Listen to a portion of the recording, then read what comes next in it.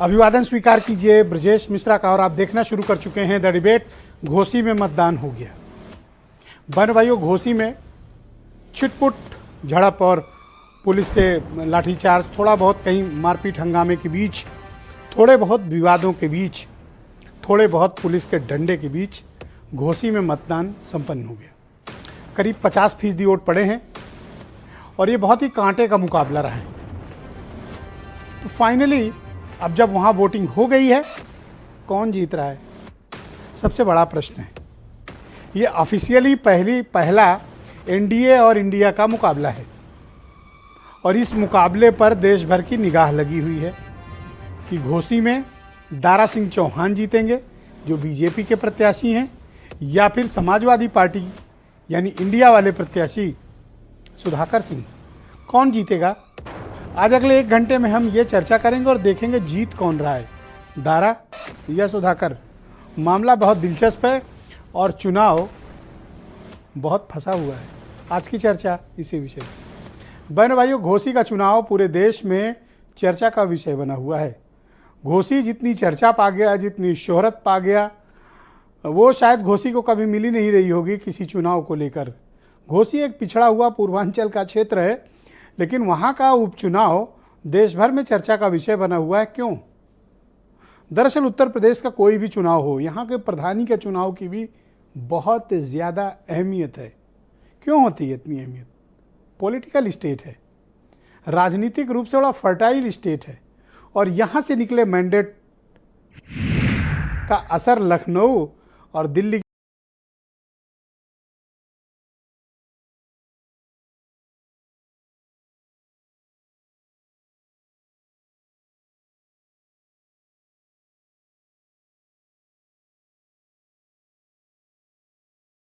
की गद्दी पर बैठे हुक्मरानों को पड़ता है।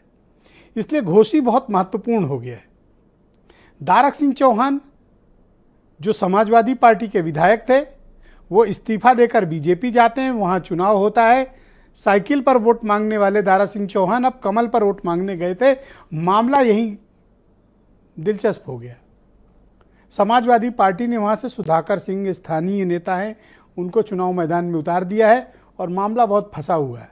बहुत ही कांटे की टक्कर दोनों नेताओं के बीच हुई है। इसमें कोई ये क्लेम करने की स्थिति में ऑफिशियली नहीं होगा या ये समझना कि बड़ा कठिन होगा कि जीतेगा कौन। और बहनों भाइयों, वोट पड़े हैं सिर्फ 50%। पिछली बार के मुकाबले करीब 10% कम। घोसी क्या चाहता है? घोसी की जनता का मैंडेट क्या है? पुनः दारा सिंह चौहान उनके जनप्रतिनिधि होंगे बदले हुए चुनाव निशान के साथ, या फिर सुधाकर सिंह को जीत का सेहरा घोसी पहनाएगा। एक्चुअल ग्राउंड की क्या स्थिति है? और आज जब वोट पड़ा तो वोट डालने के बाद मतदाताओं ने क्या कहा, उनके मन में क्या चल रहा है? और अभी एक किला बाकी है, काउंटिंग, मतगणना। तो आज मतदाताओं का क्या रुझान रहा, उनका बिहेवियर क्या था? वोट डालने निकले लोगों में उत्साह की कमी क्यों दिख रही थी और सिर्फ 50% की पोलिंग होना क्या संकेत देता है? जैसा कि मैंने कहा कि घोसी एक पिछड़ा हुआ ग्रामीण क्षेत्र है। नॉर्मली वहाँ सामान्य चुनाव के मुकाबले 8 से 10% कम वोट पड़े हैं। कम वोटों से फ़ायदा किसको है और इसका नुकसान कौन उठाएगा? क्या दारा सिंह चौहान कंफर्टेबली मैदान मारने में कामयाब होंगे, या फिर वाकई सुधाकर सिंह इस बार वहाँ इतिहास रचेंगे? क्योंकि 15 साल से कोई भी स्थानीय व्यक्ति वहाँ पर विधायक नहीं बन पाया। बाहर से आए लोग विधायक बनते हैं और इस बार ये मुद्दा वहाँ बढ़ चढ़ कर उठा, स्थानीय बनाम बाहरी। किस कम्युनिटी ने दारा को सिंह को वोट दिया और किस कम्युनिटी ने सुधाकर को? ऑफिशियली जैसा कि मैंने डिबेट के प्रारंभ में कहा कि इंडिया अलायंस का गठन होने के बाद यूपी में ये पहला बड़ा मुकाबला था। इंडिया अलायंस के जितने भी पार्टनर्स हैं उन सब ने सुधाकर सिंह को सपोर्ट दिया था और एनडीए वालों ने मिलकर, विशेष तौर पर मैं उल्लेख करूंगा ओम प्रकाश राजभर का, जिन्होंने पूरी ताकत लगा दी उस चुनाव को लड़ाने में बीजेपी को।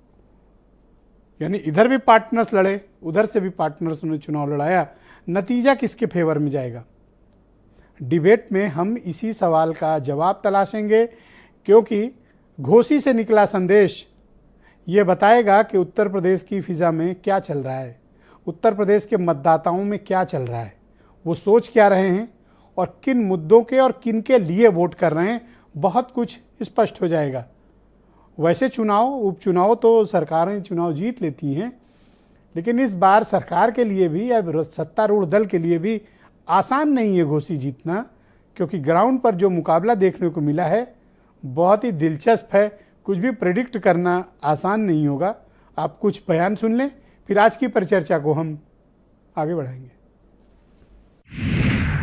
पूरी तरीके से भारतीय जनता पार्टी के पक्ष में एक लहर ही कही जाएगी और मुझे लगता है कि 8 तारीख को जब परिणाम आएगा तो केवल जीत नहीं बल्कि भारी अंतर से यहाँ की जनता जिता करके विधानसभा भेजने वाली है। घोसी उपचुनाव में भारतीय जनता पार्टी जीत रही है। मतदाता घरों से निकल करके बीजेपी को अपना आशीर्वाद दे रहे हैं और सभी जाति धर्म संप्रदायों का वोट बीजेपी के प्रत्याशी को मिला है। पूरी घोसी विधानसभा की जनता मेरे साथ है।